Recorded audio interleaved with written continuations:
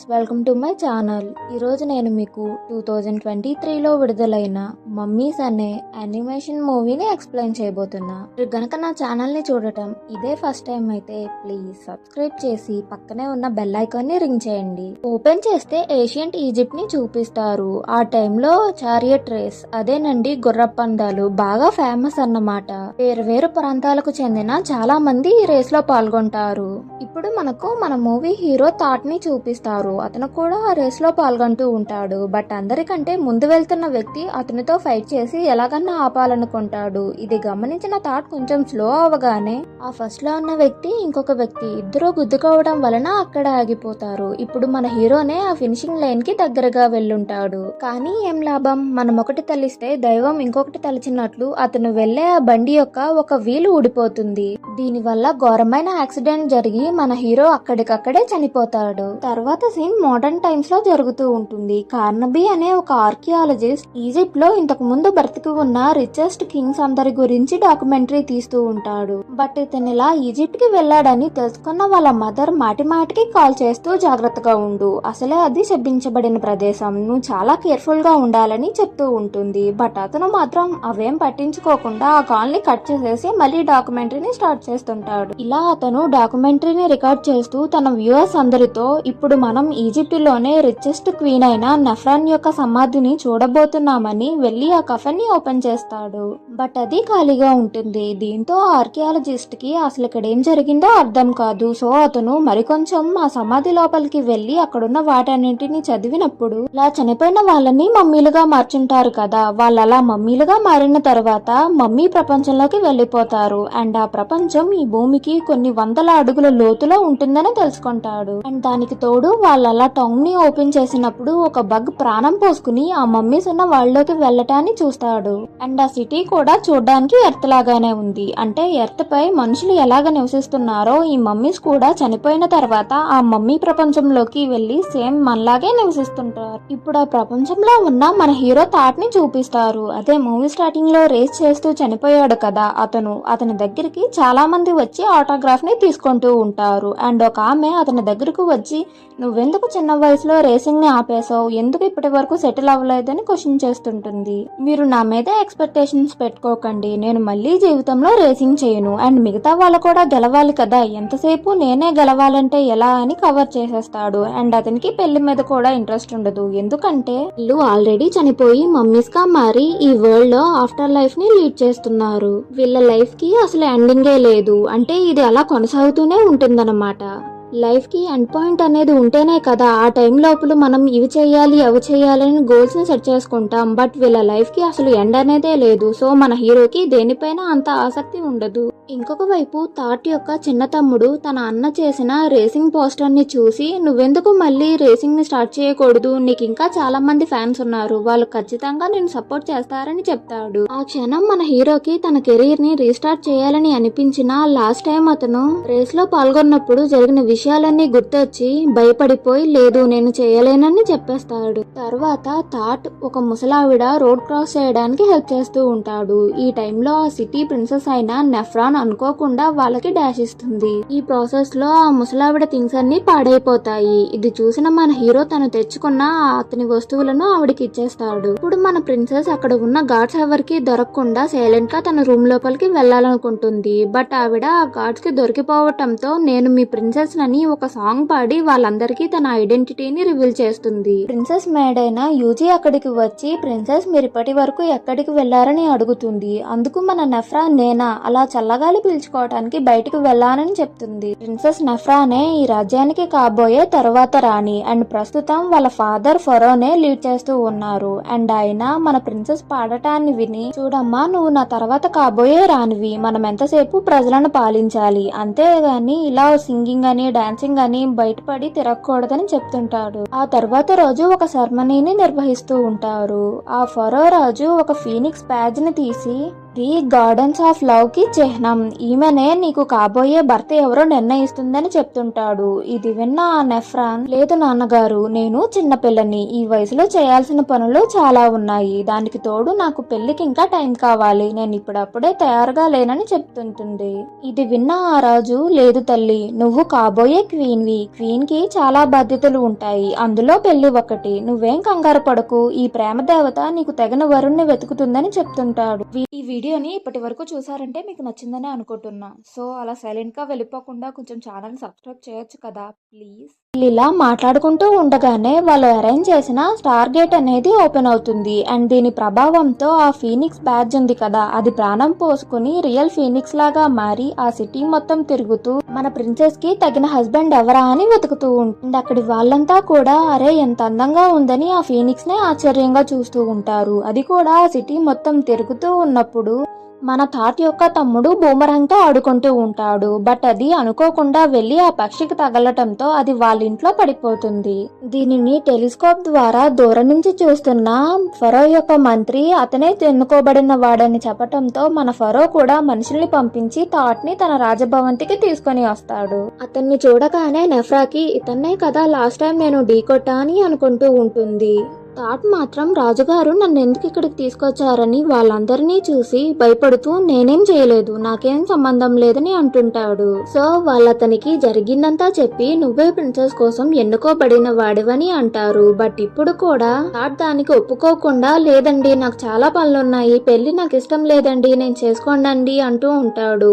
అందుక మంత్రి ఏంటి అవునా, సరే అయితే మరి బాగా ఆలోచించుకో, ఇది దేవుడి ఆజ్ఞ, ఒకవేళ నువ్వు దీన్ని పాటించకపోతే నీ కళ్ళని ఇంకా నాలుకని పీకేస్తారని చెప్పటంతో భయపడిన థాట్ ప్రిన్సెస్ ని పెళ్లి చేసుకోవడానికి ఓకే అంటాడు.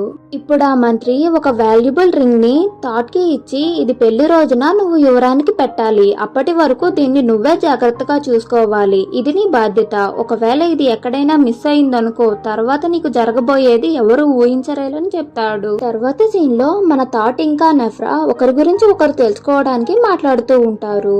మన థాట్ చాలా కష్టపడిన తర్వాత లాస్ట్ కి ఎలాగైతేనే మన నెఫ్రాతో కాన్వర్సేషన్ ని బిల్డ్ చేస్తాడు. బట్ ఆమె మాత్రం అతనంటే ఇష్టం లేనట్టే బిహేవ్ చేస్తుంటుంది. ఇది గమనించిన దీంతో థాట్ కి ఒక విషయం అర్థమవుతుంది. అదేంటంటే నెఫ్రా అందరి ప్రిన్సెస్ లాగా చాలా క్వైట్ గా పొలైట్ గా ఉండే అమ్మాయి కాదని, అండ్ ఆమెతో నువ్వు అసలు నా టైపే కాదు, అండ్ నీ కోసమే ఇన్నాళ్ళు నేను పెళ్లి చేసుకోకుండా ఉండిపోయానంటే నేనే నమ్మలేకపోతున్నా అని అంటుంటాడు. తర్వాత సీన్ లో నైట్ అయిపోయి ఉంటుంది. అండ్ మన ప్రపంచంలో లాగా నైట్ అంటే చీకటి పడ్డం కాదు, కేవలం రాత్రి సమయం అంతే. వీళ్ళ వరల్డ్ లో అసలు చీకటి అనేదే ఉండదు, అండ్ ఆ సన్ కూడా ఎప్పుడూ ఉంటూనే ఉంటాడు. సో వీళ్ళు రాత్రి సమయం అయ్యేసరికి వాళ్ళ సిటీ చుట్టూరా పెద్ద పెద్ద పరదాలను కప్పుతారు. దీని వల్ల లోపల ఉన్న సిటీ లైట్ లేకపోవటంతో చీకటి పడుతుంది. థాట్ కూడా వాళ్ళిచ్చిన ఆ రింగ్ ని తీసుకుని సేఫ్ గా పెట్టాలి, పెళ్లి రోజు వరకు దీన్ని జాగ్రత్తగా ఉంచుకోవాలి, ఒకవేళ ఇది పోతే నాకు చాలా ప్రమాదమని బాధపడుతూ ఉంటాడు. బట్ వాళ్ళ చిన్న తమ్ముడు ఈ విషయాన్ని తెలుసుకొని మా అన్నయ్య క్వీన్ ని పెళ్లి చేసుకుంటే మేము రిచ్ ఫ్యామిలీ అయిపోతాము, ప్యాలెస్ లో ఉండొచ్చు, రిచ్ లైఫ్ ని ఎంజాయ్ చేయొచ్చు అని హ్యాపీగా ఫీల్ అవుతుంటాడు. అలా థాట్ వాళ్ళు ఇచ్చిన రింగ్ ని తను ట్రోఫీస్ ని పెట్టుకుని ఒక ప్లేస్ కి తీసుకుని వెళ్లి అక్కడ సేఫ్ గా ఉండే ఒక క్యాబినెట్ లో జాగ్రత్తగా దాచిపెడతాడు. వాళ్ళు వెళ్లిపోయిన కాసేపటికి అక్కడికి ఒక రోబోటిక్ రోవర్ అనేది వచ్చి ప్రతి దానిని వీడియో తీస్తూ ఉంటుంది. దీనిని రియల్ వరల్డ్ లో ఆర్కియాలజిస్ట్ ఉన్నాడు కదా క్యానబీ, వాళ్ళకి ఈ మాయా ప్రపంచం గురించి తెలిసిపోయింది కదా, సో ఒక రోవర్ ని పంపించి ప్రతి దానిని చూస్తుంటాడు. అండ్ ఇప్పుడు ఆ ఆర్కియాలజిస్ట్ కి ఒక కాల్ రావటంతో అతను ఎలా పక్కకి వెళ్ళాడో లేదో వాళ్ళ ఇద్దరు అసిస్టెంట్లు నేను ఆపరేట్ చేస్తానంటే నేను ఆపరేట్ చేస్తానని కొట్టుకుంటూ ఉంటారు. వాళ్ళలా ఇష్టానుసారంగా బటన్స్ ప్రెస్ చేయడం వలన ఆ రోవర్ కూడా గిరగిరా తిరుగుతూ థాట్ ప్లేస్ అంతటిని నాశనం చేసేస్తుంది. ఈ ప్రాసెస్ లో థాట్ రింగ్ దాచిన ఆ క్యాబినెట్ విరిగిపోయి ఆ రింగ్ అనేది ఆ రోవర్ ముందుకొచ్చి ఆగుతుంది. దీనిని గమనించిన ఆర్కియాలజిస్ట్ ఇది ఏషియన్ టైంలో ఉన్న వాల్యుబుల్ వెడ్డింగ్ రింగ్ అని ఆ రోవర్ సహాయంతో దానిని తీస్తాడు. ఇంకా ఆ రోవర్ కి అక్కడ ఉన్న ఇంకా విలువైన వస్తువులు ఏమైనా తీసుకురమ్మని ఆర్డర్ ఇస్తాడు. అది కూడా దానికి వీలైనన్ని వస్తువులను తీసుకొస్తూ ఉంటుంది. బట్ ఆ దారి ఉంది కదా, అది కేవలం రోవర్ వెళ్ళడానికి మాత్రమే ఉంటుంది, మిగతా వస్తువులు దానితో పాటు తీసుకెళ్ళడానికి లేక లేకపోవటంతో సో దాని దగ్గర ఉన్న ఎక్స్ప్లోషన్స్ తో ఆ గోడని బద్దలగొట్టాలనుకుంటుంది. దీనిని చూసిన తగ్ కూడా అక్కడికి పరిగెట్టుకుంటూ వస్తాడు. అక్కడికి వచ్చి చూస్తే ఆ రింగ్ ఉండదు. అండ్ అతనికి మనుషులు మాత్రమే ఈ ప్రపంచంలోకి వచ్చి ఇలా చేయగలరనే విషయం అర్థమై ఇప్పుడు ఆ రింగ్ లేకపోతే నా కళ్ళు నాలుక రెండు తెగిపోతాయి అని కంగారు పడుతుంటాడు. సో వాళ్ళు ఈ విషయం రాజుగారికి తెలిసే లోపే నేను ఆ రింగ్ ని తెచ్చేయాలని వాళ్ళ టన్నల్ ని ఫాలో చేస్తూ రియల్ వరల్డ్ కి వచ్చేస్తారు. అక్కడ చూస్తే ఒక ప్లేస్ లో క్యానబీ ఇంకా అతని టీం అక్కడి నుండి బయలుదేరడానికి తయారవుతూ ఉంటారు. అండ్ ఆ క్యానబీ ఆ రింగ్ ని ఒక క్రేట్ లో పెట్టి షిప్ ద్వారా అతను ఉండే ప్లేస్ కి దానిని తరలించాలనుకుంటున్నాడు. అండ్ ఎవరూ చూడని టైంలో ఆ క్రేట్ ని ఉంచిన వెహికల్ లోకి తాటి ఇంకా తన బ్రదర్ కూడా దాక్కుంటారు. అక్కడికి వెళ్లి వెతికితే ఎక్కడా వాళ్ళకి ఆ రింగ్ కనిపించదు. అక్కడి వాళ్ళు వాళ్ళ దగ్గరికి వస్తున్నట్లు సౌండ్ వినిపించటంతో వాళ్ళు కూడా వేరొక క్రేట్ లోకి వెళ్లి దాక్కుంటారు. ఇప్పుడు అక్కడికి ప్రిన్సెస్ నెఫ్రా కూడా వచ్చింటుంది. ఎందుకంటే ఆమె థాట్ తనని పెళ్లి చేసుకోవడం ఇష్టం లేక అక్కడి నుండి పారిపోయాడేమో అనుకుని తనని ఫాలో చేసుకుంటూనే ఇక్కడికి వచ్చింటుంది. అండ్ అతని తమ్ముడు లేదు మా అన్నయ్య రింగ్ పోగొట్టుకున్నాడు, దానిని తేవడం కోసమే ఇక్కడికి వచ్చాడని నోరు జారుతాడు. ఇది విన్న నెఫ్రాన్ కానీ మన నెఫ్రా మాత్రం ఏంటి ఆ రింగ్ పోయిందా, మరీ మంచిది, ఇంక నువ్వు నన్ను పెళ్లి చేసుకోవాల్సిన అవసరం లేదని హ్యాపీగా ఫీల్ అవుతుంది. ఆ రాత్రి థాట్ కి అసలు నిద్ర పట్టదు. ఆ రింగ్ ని ఎలాగన్నా సంపాదించాలని ఆలోచిస్తూ ఉండుంటాడు. బట్ అతని తమ్ముడు ఇంకా ప్రిన్సెస్ కి మాత్రం ఏం పోయింది, వాళ్ళనేం చెయ్యరు కదా, సో వాళ్ళు గొరకపెట్టి మరీ నిద్రపోతుంటారు. అలా కొన్ని రోజులు ఆ షిప్ లో ప్రయాణించిన తర్వాత వాళ్ళు లాస్ట్ కి లండన్ చేరుకుంటారు. ఇప్పుడు ఆ క్యానబీకి వాళ్ళ మదర్ కాల్ చేసి మర్చిపోయావా, ఈ రోజు నువ్వు ఒక స్టేజ్ ప్లే ని ఏర్పాటు చేసావు కదా, నువ్వు అక్కడికి వెళ్లాలని గుర్తు చేస్తుంది. సో అతను అవునవును నిజమే కదా అని కంగారు పడుతూ అక్కడికి వెళ్తాడు. సో ప్రిన్సెస్ థాట్ ఇంకా తన చిన్న తమ్ముడు వాళ్ళ ముగ్గురు ఆ కార్ లోనే దాక్కుని వాళ్ళతో పాటు వెళ్తారు. వాళ్ళు కార్ దిగిన వెంటనే అక్కడున్న రిపోర్టర్స్ క్యానబీ రాసిన బుక్ లోని క్యారెక్టర్స్ ఇలానే ఉంటాయి కదా అని వాళ్ళని ఫోటో తీస్తుంటారు. ఆ ఫొటోస్ లో వాళ్ళు మనుషుల్లా కాకుండా మమ్మీస్ రూపంలో పడటంతో భయపడిన వాళ్ళంతా అక్కడి నుండి పారిపోగానే పడేసిన ఆ కెమెరాస్ ని తీసుకుని థియేటర్ లోపలికి వెళ్లి అక్కడ ఉన్న ఒక క్రూ మెంబర్ ని మన ప్రిన్సెస్ థాట్ ఇంకా అతని బ్రదర్ ముగ్గురు ఫొటోస్ తీస్తుంటారు. బట్ వాళ్ళకి తెలియని విషయం ఏంటంటే అది జస్ట్ కెమెరానే.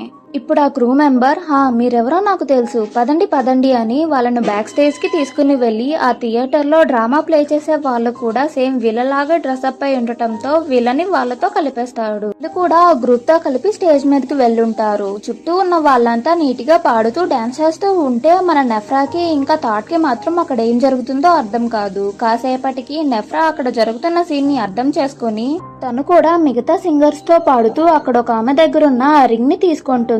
అండ్ ఆమె గొంతు విన్న అక్కడ ఆడియన్స్ అంతా చాలా హ్యాపీగా ఫీల్ అవుతారు. అరే ఆ వాయిస్ ఎంత బాగుందని అనుకుంటూ ఉంటారు. వాళ్ళ ఆ రింగ్ ని తీసుకుని నైస్ గా అక్కడి నుండి జారుకుంటారు. ఈమెలో ఉన్న స్పెషల్ టాలెంట్ ని చూసి థాట్ ఆమెతో ప్రేమలో పడిపోతాడు. అండ్ ఆ షోని చూసిన క్యానబీ కూడా ఈమె రియల్ ప్రిన్సెస్ కదా, ఈమెను పట్టుకుని ఎలాగైనా బోల్డంత డబ్బు సంపాదించాలని వాళ్ళు వెళ్తున్న క్యాబ్ ని ఫాలో చేస్తుంటాడు. ఈ టైంలో ఎడ్ అనే అతను వాళ్ళకి హెల్ప్ చేస్తాడు. అండ్ అతను నా కోసం ఒకసారి పాడవా, నీ వాయిస్ చాలా బాగుందని అడిగినప్పుడు మన హీరోయిన్ పాడాలనుకుంటుంది.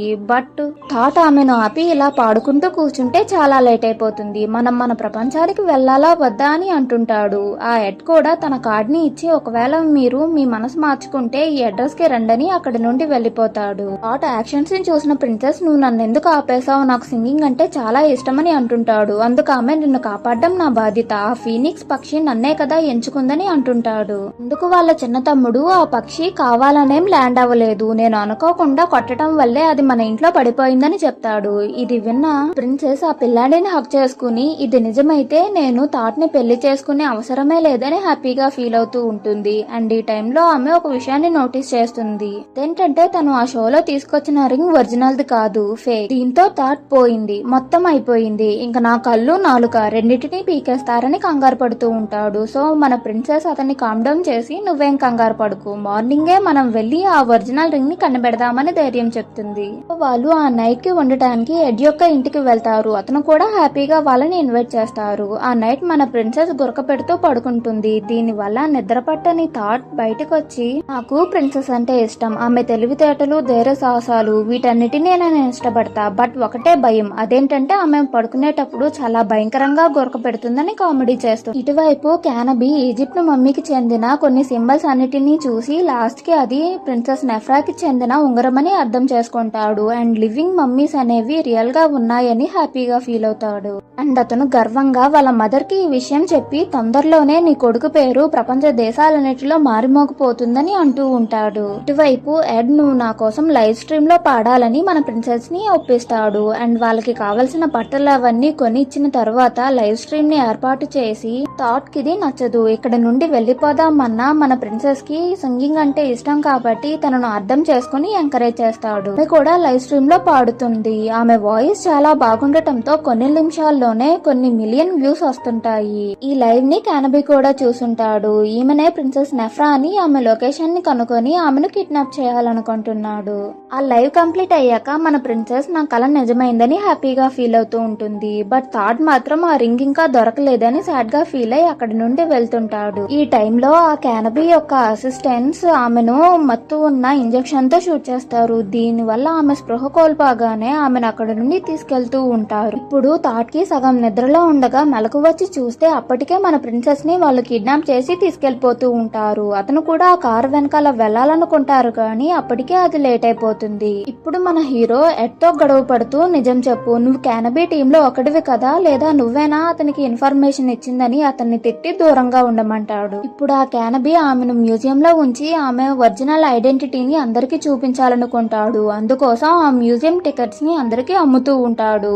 మన హీరో కూడా అక్కడికి వెళ్లి చూస్తే వాళ్ళ ప్రపంచంలో మిస్ అయిన వస్తువులన్నీ ఈ మ్యూజియం లో ఉండుంటాయి. అండ్ ఒక పక్కన మన ప్రిన్సెస్ కూడా బంధించి ఉంటారు. ఆమెను కాపాడబోయి మన థాట్ కూడా మమ్మీ ఫామ్ లోకి మారిపోయి అక్కడే స్టక్ అయిపోతాడు. ఇటువైపు ఎడ్ ఇంకా మన థాట్ యొక్క చిన్న తమ్ముడు వెళ్లిన వాళ్ళు ఎంతసేపటికి తిరిగి రారేంటని విసిగిపోయి మనమే వెళ్లి వాళ్ళకి హెల్ప్ చేద్దామని అనుకుంటారు. సో వాళ్ళ ప్లాన్ ప్రకారం ఆ మ్యూజియం లో ఉన్న సెక్యూరిటీ కెమెరాస్ అన్నిటినీ బ్లాక్ చేసి ఫ్లాష్ లైట్ వల్ల మమ్మీలుగా మారిపోయిన నెఫ్రాన్ ఇంకా థాట్ ని విడిపించుకుని తీసుకొస్తుంటారు. దీనిని ఆర్కియాలజిస్ట్ చూడటం, మతున్న ఇంజెక్షన్ ని వాళ్ళపై ఫైర్ చేయటం, అదేమో అనుకోకుండా ఎడ్ కి తగిలి తను అక్కడే స్పృహ కోల్పోవటం. సో మన థాట్ ఆ ఎడ్ ని పట్టుకుని బస్సులోకి వెళ్లి కూర్చోవటం అన్ని చకచకా జరిగిపోతూ ఉంటాయి.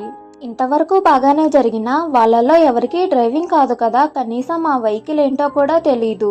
డ్రైవింగ్ వచ్చిన ఎడ్డేమో స్పృహ కోల్పోయాడు. ఇప్పుడు ఎలా తప్పించుకోవాలరా బాబు అనుకుంటూ ఉండగా ఆ చిన్నపిల్లాడు ఉన్నాడు కదా, అతనే కొంచెం ధైర్యం చేసి ఆ బస్ ని డ్రైవ్ చేస్తుంటాడు. వాళ్ళలా ఎంత స్పీడ్ గా వెళ్ళినా సరే ఆర్కియాలజిస్ట్ వాళ్ళని వదలకుండా ఫాలో చేస్తూనే ఉంటాడు. జరుగుతూ ఉండగా థాట్ వాళ్ళకి ఎదురుగా రివర్ ఉండటాన్ని అండ్ దానికి ర్యాంప్ వేసి ఉండటాన్ని చూసి బండిని కూడా అటువైపే వాళ్ళలా స్పీడ్ గా వెళ్తూ లాస్ట్ మినిట్ లో ఆ బండిని పక్కకు తిప్పేస్తారు. బట్ వెనక వస్తున్న ఆర్కియాలజిస్ట్ కార్ దానిని చూసుకోదు. సో ఆ ర్యాంప్ ఎక్కి వాళ్ళు ఆ రివర్ లో పడిపోతారు. మన హీరో హీరోయిన్ ఇద్దరు మాట్లాడుకుంటూ ఉంటారు. అదేంటంటే నువ్వు రేసింగ్ మానేసావు, పైగా నీకు స్పీడ్ అంటే నచ్చదు కదా, దీన్ని ఎలా ప్లాన్ చేసావని అడుగుతుంది. అందుకు మన హీరో ఇది జస్ట్ బస్ రేసింగ్ మాత్రమే, చారియట్ రేస్ అలా కాదు, చాలా ప్రమాదకరం, చిన్న తప్పు జరిగినా ప్రాణాలు పోతాయని క్లారిఫికేషన్ ఇస్తాడు. దీని తర్వాత ఇంకొంచెం సీరియస్ టాపిక్ ని డిస్కస్ చేస్తుంటారు. అదేంటంటే మన హీరోయిన్ కిడ్నాప్ అయిన తర్వాత ఆమెను వెతుక్కుంటూ హీరో వెళ్ళాడు కదా, మన హీరోని చూడగానే ఎమోషనల్ అయిన ప్రిన్సెస్ అతన్ని కిస్ చేసేస్తుంది. దీని గురించే ఇద్దరు మాట్లాడుకుని సిగ్గుపడుతుంటారు. వాళ్ళు ఇక్కడికి వచ్చిన పని అయిపోయింది, అదే ఆ రింగ్ దొరికేసింది. ఇప్పుడు వాళ్ళు తిరిగి తమ వరల్డ్ కి వెళ్ళాలి. అదెక్కడుంది? ఈజిప్ట్ లో. మరి వీళ్ళు మాత్రం లండన్ లో ఉన్నారు కదా. సో ఎడ్ వాళ్ళకి హెల్ప్ చేస్తానంటారు. అతను ఎలాగో కష్టపడి ఈజిప్ట్ వెళ్లే కార్గో ప్లేన్ లో మన హీరో హీరోయిన్ ఇద్దరిని సీక్రెట్ గా ఎక్కించేస్తాడు. నీ ప్రాణాలకు తెగించి నన్ను కాపాడావు, నువ్వు చాలా ధైర్యవంతుడు అని పొగుడుతుంది. అందుకు మన థాట్ మాత్రం లేదు, నేనేమంతా ధైర్యవంతుడిని కాదు, నాకు ఆ యాక్సిడెంట్ అయ్యేటప్పటి నుంచి స్పీడ్ అంటే భయం, అందుకోసమే రేసింగ్ ని మానేసా అని అంటుంది. ఈ టైంలో ప్రిన్సెస్ అతనితో మాట్లాడి అతని కంఫర్ట్ చేస్తుంది. ఇలా వీళ్ళ ప్రపంచానికి రాగానే మన ప్రిన్సెస్ ని చూసిన ఆ ఫరో రాజు చాలా హ్యాపీగా ఫీల్ అవుతాడు. ఇంకొక వైపు మన థాట్ మాత్రం నేను ప్రిన్సెస్ కోసం ఎన్నుకోబడిన వాడిని కాదు, బై మిస్టేక్ గా ఆ ఫీనిక్స్ నన్ను సెలెక్ట్ చేసిందని బాధపడుతూనే నేను ప్రిన్సెస్ ని వదులుకోలేను, ఎందుకంటే ఆమెను నేను ప్రేమిస్తున్నా అని ఆలోచిస్తుంటాడు. ఇంతటితో మూవీ అయిపోయింది అనుకోకండి. కేవలం ఆ ఆర్కియాలజిస్ట్ వాటర్ లో పడిపోయాడంతే. అతనికి ఈ సీక్రెట్ ప్లేస్ తెలుసు కదా, సో పెద్ద బుల్డోజర్ ని తీసుకుని వచ్చి ఆ ప్లేస్ అంతటిని నాశనం చేయాలనుకుంటాడు. ఒక బయటి వ్యక్తి మన రాజ్యానికి వచ్చాడనే విషయం రాజుకి కూడా తెలుస్తుంది. అతను సైనికులతో యుద్ధానికి సిద్ధం కండని చెప్పేలోపే ఆర్కియాలజిస్ట్ బుల్డోజర్ తో ఏకంగా రాజు కోటలోకే వచ్చేసి మన రాజుని కిడ్నాప్ చేస్తాడు. ఇది చూసిన మన ప్రిన్సెస్ రాజుని సేవ్ చేయాలనుకుంటుంది. ఇదే విషయం హీరోకి కూడా తెలుస్తుంది. బట్ అతను ఆర్కియాలజిస్ట్ దగ్గరికి వెళ్లాలంటే వాళ్ళకున్న ఏకైక వెహికల్ గుర్రాలు మాత్రమే. హీరోకి స్పీడ్ అన్నా రేసింగ్ అన్నా గుర్రాలన్నా భయం కదా, సో అతను ఆలోచిస్తుంటాడు. ఇప్పుడు ఆ లిటిల్ బ్రదరే అతన్ని ఎంకరేజ్ చేసి యుద్ధానికి పంపిస్తాడు. ఇప్పుడు ఆ ఆర్కియాలజిస్ట్ మన హీరోయిన్ ని చంపేయాలనుకుంటాడు. ఎందుకంటే అతనికి కింగ్ అయిన ఫరోనే దొరికాడు కదా.